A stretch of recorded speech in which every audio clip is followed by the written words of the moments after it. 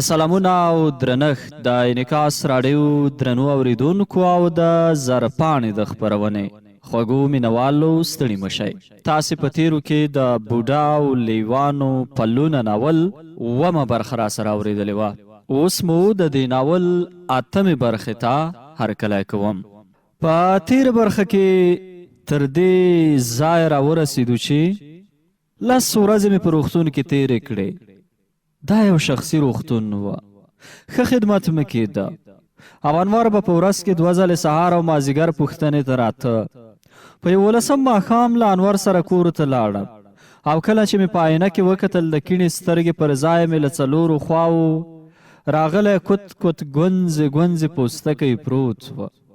یو دم مې د شیرینو خبره په ذهن کې نیغه راولاړه شوه. اقربه ستا سترګې مې خوښیږي. بوډا غلی شو، ما ته یې وکتل او ویې ویل. دا چې څه یې وویل په دې برخه کې یې سره اورو. ما یو ځل بیا د خپل زوی په کور کې واړول، خو دا ځل مې هغه پخوانی خوند پکې ونه لید. انور ورو ورو فاصله رانه نیوله، نور به د پخوا غوندې کوټې ته نه راته. زما پر ټټر به یې سر نه لګاوه او آن د ماخوستن د ډوډۍ د خوړلو پر وخت به هم زما د ړندې سترګې خواته کېناسته. تر ډوډۍ وروسته به یې خپله ستړیا بانه کړه، ژر به ولاړ شو. خو د شپې تر ناوخته به یې له سویتا سره د خندا غږ زما کوټې ته راته. زه به تر ډېره ویښ وم. د شیرینو او د انور پخواني یادونه به مې تازه کول. کله به مې اوښکې تویولې او کله به هم بې اختیاره خندا راغله. خو بیا مې ښه وه. انور مې لید، هغه ته مې ځان نږدې احساساوه او په زړه کې مې یو ډاډ پروت و. دا ځل مې په سویتا هېڅ کار نه درلود. د هغې هرې خبرې ته به مې د هو په نښه سر خوځاوه. آن هغه ځوانکی یو ځل بیا هم کور ته راغی او دا ځل مې د سویتا په امر له دوکانه مېوه هم ورته راوړه. ما کوښښ کاوه چې د انور د خوشحالۍ لپاره سویتا خوا بده نه کړه، خو کله کله چې یو څوک څه غواړي هغسې نه کیږي. یوه شپه له خوبه راپورته شوم، نه پوهېږم چې څو بجې به وې، خو وخت ناوخته راته ښکاره شو. تشناب ته د تلو احساس مې وکړ، ولاړ شوم. د دهلیز ګروپ مې ولګاوه، خو کله چې مې د تشناب دروازه خلاصه کړه سویتا خپل ځان مینځه. زړه مې ولړزېد. په بیړه یې راته وکتل او له خولې نه یې یوه ویرونکې چیغه راووته: وحشي! ژر مې دروازه پورې کړه. زوی مې له کوټې راووت، ما ته یې وکتل، سترګې یې رډې راوختلې. په بیړه مې وویل: پام مې نه و. د چیغه کړه: بس کا، نور په لحاظ د خدای ژوند مې مه راخرابوه. سترګې مې له اوښکو ډکې شوې. دا وخت سویتا د تشناب په وره کې ودرېده. دې تر زنګنو پورې په یوه لویه تولیا کې ځان تاو کړی و. له ژېړو ویښتونه یې اوبه څڅېدلې او په سترګو کې یې کرکه پرته وه. په کاوړ یې وویل: انسانیت دې نه دی زده؟ په خوله کې مې لاړه وچه شوه. هغې ته مې سترګه ور واړوله. ما وبښه، خبر نه وم چې ته په تشناب کې. انور چیغه کړه: که څوک وي او که نه، ته باید د نزاکت له مخې ور وټکوې. سویتا خپل خاوند ته وکتل، شونډې یې وخوځېدې. نور نو له دې ژونده ستړی شوی یم. ته یو انتخاب لري، یا زه او یا هم خپل پلار. زړه مې ولړزېد. سویتا د خپلې کوټې وره ته لاس ور وغځاوه، خو یو دم ودرېده. انور ته یې مخ ور واړاوه او په تریو تندي وویل: قسم خورم چې زه به له خپلې خبرې نه وانه وړم. له دې سره یې د کوټې له وره درب ویست. چپ په چپتیا شوه. انور ته مې وکتل، سر یې زړېدلی و، خو وروسته یې مړې سترګې راواړولې. په خوله یې څه ونه ویل، خو په اوښکو کې یې له ما نه د خپلې مینې خیرات غوښت. ورمخته شوم. د هغه پر اوږه مې لاس کېښود، ورو مې وویل: ښه ده بچیه، څه چې ته غواړې هماغسې به وشي. بوډا غلی شو. ما ته یې وکتل، په سترګه کې اوښکې رغړېدې، خو پر شونډو یې یوه ترخه مسکا پرته وه. په بیړه مې وویل: بیا څه وشول؟ بوډا خپله پزه پورته کش کړه او شونډې یې وخوځېدې. سهار وختي مې په بکس کې خپلې جامې اچولې چې انور مې تر څنګ کېناست. یوه شېبه غلی و. وروسته یو پاکټ مخې ته راته کېښود او په خواره خوله یې وویل په دې کې یو څه پیسې دي، سویتا درته راکړې. هغه ته مې وکتل. له پړسېدلو سترګو نه یې وپوهېدم چې دا هم زما غوندې شپه په ویښه تېره کړې ده. ورو مې وویل نه بچیا، ما په ژوند کې خیرات نه دی اخیستی. زوړ به یم، خو تر اوسه مې لا په مټو کې د کار کولو سکه پاتې ده.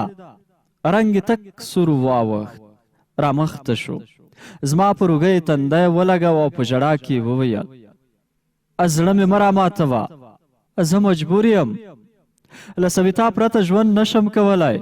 ورو مې وویل زه څنګه له تا پرته ژوند کولی شم؟ سر یې هسک کړ. ما وویل یوه خبره مې منې؟ په حیرانۍ یې راته وکتل. څه خبره؟ اوښکې مې له واکه ووتې. په میاشت کې یوازې یو ځل قرهباغ ته راته راځه، بس نور هېڅ هم نه درنه غواړه. دا د یو پلار غوښتنه ده.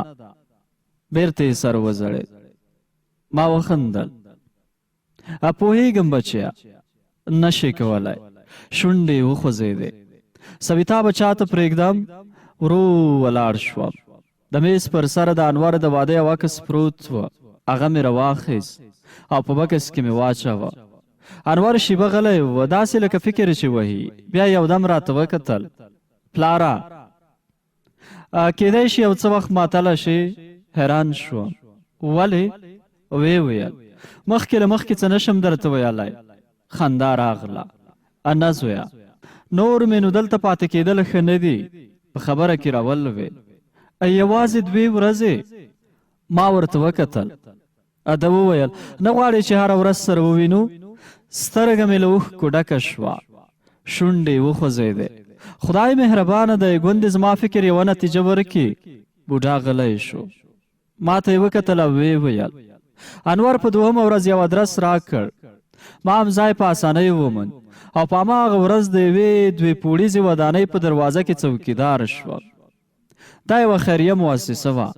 په لسګونو کارکوونکي یې لرل او د کابل په وزیر اکبر خان مینه کې موقعیت درلوده. زه به د ورځې لخوا په یوه لرګینه غرفه کې ناست وم او یوازې به د موټرو د راوتو او ننوتو پر وخت د لوی دروازې خلاصېدو ته ور ولاړېده. ښه وه، یو څه خوشحاله وه. انور به په اونۍ کې 1-2 ځلې د مازدیګر لخوا زما لیدو ته راته. دا وخت به ټول کارکوونکي تللي وه. یوازې زه او زما په منځ یو بل څوکیدار به پاتې وو. انور به 1 ساعت را سره کېناست. د ده له لیدو نه به مې خوند اخیست او د بیا راتګ ورځې به مې شمېرلې.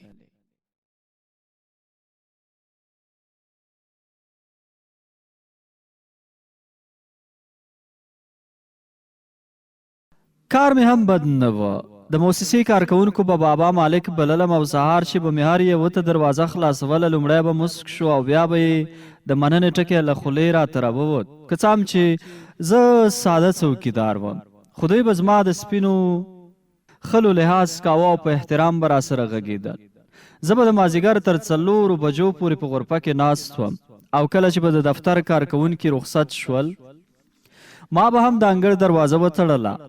لومړی به مې د ماخوستن لپاره دیګ وکړ، بیا به د انګړ په چمن کې کېناستم او د رنګارنګ ګلانو له لیدو نه به مې خوند اخیسته. ملګري به مې ټوله ورځ ویده وه، خو شپه به یې د تعمیر د ساتلو لپاره په ویښه تېروله. دا دومره ډېر نه غږېده. کمغمه سړی و او د چیلم له څکلو سره یې جوړه وه. موږ به یوازې د ماخوستن د ډوډۍ پر وخت یو ځای سره ناست وو. بیا به ده د کوټې په کونج کې ولاړ ډانګی راواخیست او د باندې به ووت. ما به تر ناوخته ټلویزیون ته کتل.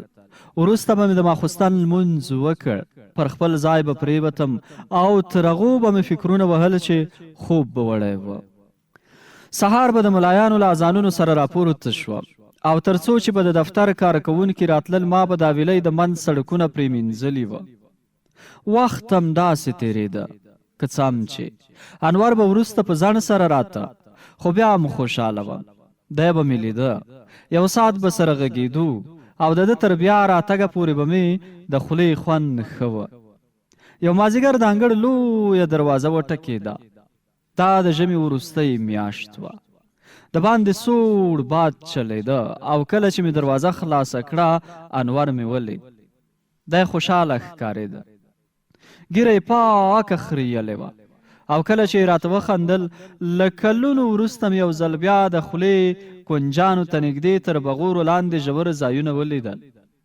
وار له واره یې په خندا وویل پلاره خدای دې لمسی در لوی کړي. په زړه کې مې خوشحالۍ منډه واخیسته. څه وخت پیدا شو؟ نن یې شلمه ده. په سترګه کې مې اوښکې راټولې شوې. 20 ورځې او زه خبر نه وم. دی تلولی غوندې شو. پلاره ما وبخه کارونه ډېر دي. باور وکړه دومره وخت مې ونه موند چې زیري ته درته راشم. په خوشحالۍ مې وویل نوم دې څه ورباندې کېښود؟ شونډې یې وخوځېدې. رامین. دا نوم سویتا خوښ کړی و. په زړه کې مې د ماشوم د لیدو هیله راوټوکېده او د خواست په ژبه مې وویل کېدای شي چې خپل لمسی ووینم. انور یوه شېبه غلی و. بیا یې راته وکتل. ولې نه؟ دوهم ځل چې راتلم نو رامین جان به هم راسره راوړم. ما کوټې ته د تلو ست ورته وکړ.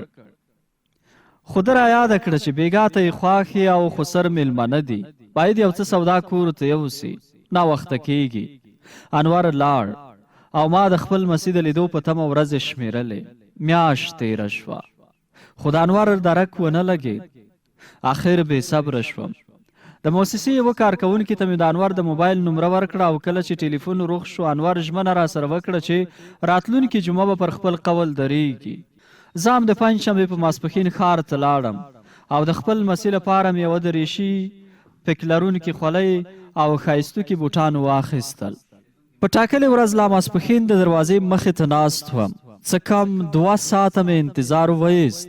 آخر ماسپښین قضا د غرفې تر مخ یو ټکسي ودرېد. انور له موټره راښکته شو. د په غېږ کې یو ماشوم نیولی و چې په کمپله کې تاو وه. په بیړه ور ولاړ شوم.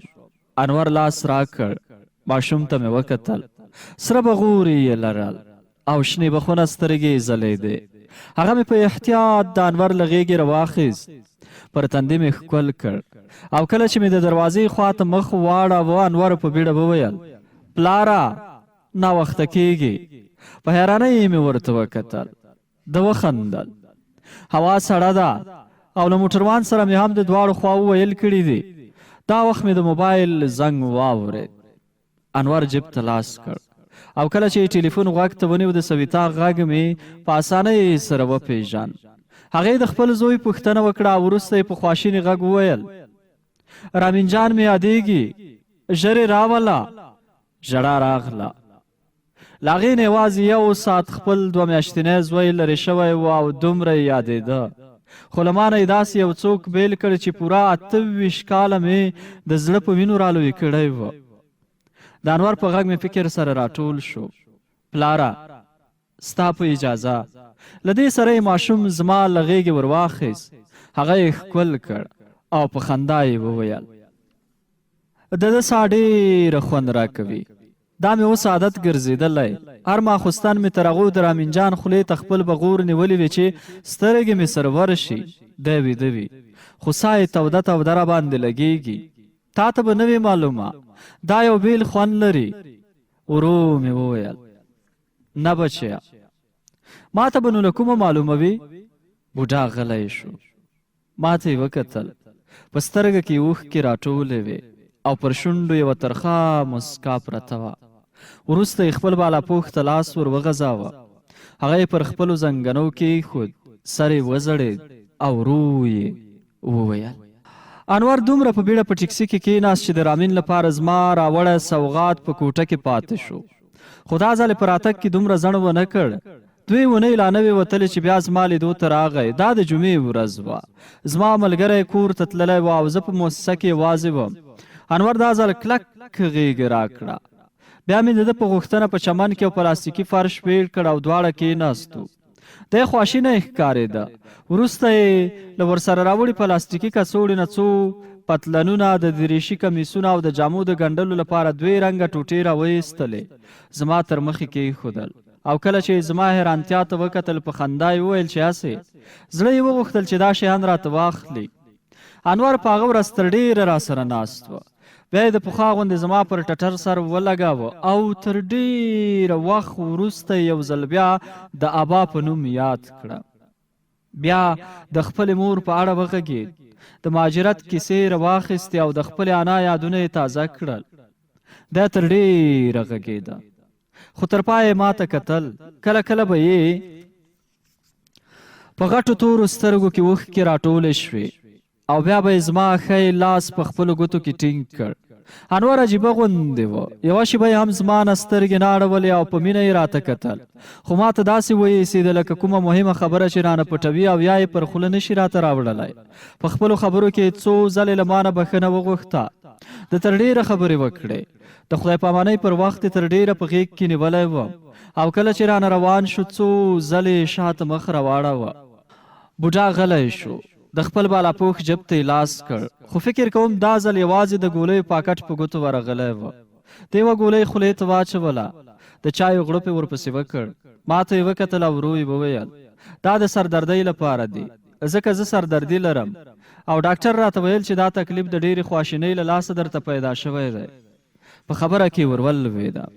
ښه نو، د انور د خوابدون په راز ونه پوهېدې؟ ای زویه، څه درته ووایم؟ انور دا ځل ډېر زڼ وکړ، خو چې دره کې معلوم نشو تشویش راولوېد. څو ځله مې زنګ ورته وواهه، خو ټلیفون یې ځواب را نه کړ. اخر مې اندېښنه ډېره شوه، زړه مې طاقت ونه شو کړای او یو مازدیګر مې مکروریانو ته مخه کړه. کله چې د انور کور ته ورسېدم، د دروازې پر زنګ مې ګوته ټینګه کړه. یو غنم رنګه نری هلک راووت. فکر مې وکړ چې دی به د سویتا کوم خپل وي، ځکه مې د انور د رابللو ورته وویل، خو د ده په څېره کې د حیرانتیا نښې ښکاره شوې او وچ ځواب یې راکړ چې د انور په نوم څوک نه پېژني. زړه مې له ویرې ډک شو. د مخامخ ګاونډي ور مې ور وټکاوه. دروازه خلاصه شوه. د ګاونډي ښځې په حیرانۍ یې راته وکتل. دا وارخطا غوندې شوه، شونډې یې وخوځېدې. دومره ژر؟ حیران شوه. ښځې هماغسې په حیرانتیا وویل څه وخت راغلې؟ حیراني مې دوه چنده شوه. زه خو چېرته نه وم تللی. دا ځل یې خوله هم وازه شوه. ما ویل انور چېرته دی؟ سترګې یې رډې راوختلې. زه وارخطا شوم. په ماته ګوډه ژبه یې وویل نو ته یې نه یې ورسره بیولی؟ دا ځل مې په یو څه کاوړ خپله خبره تکرار کړه او ومې ویل چې انور چېرته دی؟ دا تللی غوندې شوه. کاناډا ته تللی؟ پښې مې ورېږېدې. همالته ځای پر ځای کېناستم. د ښځې وارخطا چیغه مې واورېده، د حمید پلاره، و د حمید پلاره. شېبه وروسته یې خاوند راغی. په بیړه یې تر مټ ونیولم، کوټې ته یې بوتلم او پر کوچ یې کېنولم. هغه ته مې وکتل، خواشینه یې ښکارېده. بیا یې مېرمن راغله، یو ګیلاس یې راته ونیو او کله چې مې له اوبو نه غړپ وکړ د لیمو خوند پکې ګډ و. زه تر ډېره هلته کېناستم. سر مې درد کاوه او پر زړه مې سستي راتله. د ګاونډي له خبرو وپوهېدم چې انور له خپلې کډې سره 3 میاشتې مخکې د کاناډا مرکز ټورنټو ته تللی و. د ګاونډیانو ته دا هم ویلي و چې د پلار ویزه یې هم راغلې ده او اوس د یو څو ورځو لپاره قرهباغ ته ځي او وروسته بیا د پاکستان له لارې په ګډه کاناډا ته روانېږي. بوډا غلی شو، یو سوړ اسویلی یې ویست او ورو یې وویل ده په څومره سادګۍ پرېښوده. وروسته یې مخ راواړوه، شونډې یوې کمرنګې مسکا بدرګه کړې او په غریو کې یې وویل کله چې مې په شیرینو پورې زړه وتاړه هغه مرګ رانه واخیسته، او کله چې مې په انور پورې زړه وتاړه دی یوې پردۍ ښځې رانه پردی کړ. په بیړه مې وویل د ده ادرس، د ټلیفون نمره، داسې څه نه لري چې کوم تماس ورسره ونیسې؟ سر یې وځړېد. ای زویه، څه درته ووایم؟ په سبا یې د خپلې مؤسسې رئیس ته ورغلم. زه ډاډه وم چې هغه به د انور کوم ادرس ولري، ځکه زه د خپل زوی په سفارش هلته مقرر شوی وم. کله چې مې خپل رئیس ته وویل چې زه د انور پلار یم او د هغه کوم ادرس او یا هم د ټلیفون نمره مې په کار ده، خوله یې وازه پاتې شوه. تر ډېره یې باور نه راته چې ډاکټر انور دې د یو خوار څوکیدار زوی وي. او اخر یې هغه وخت زما خبره زړه ته ولوېده چې له انور او سویتا سره اخیستی عکس مې له جیبه ورته راویسته. دی یوه شېبه غلی و. بیا یې ډاډ راکړ چې د انور د ادرس په پیدا کولو کې به هڅه وکړي، خو غټ خلک په پردو غمونو پسې دومره سر نه ګرځوي. د به نن سبا راته کول او ما به هم نه پرېښود چې په ورځ کې به مې څو ځله پوښتنه ورنه کوله.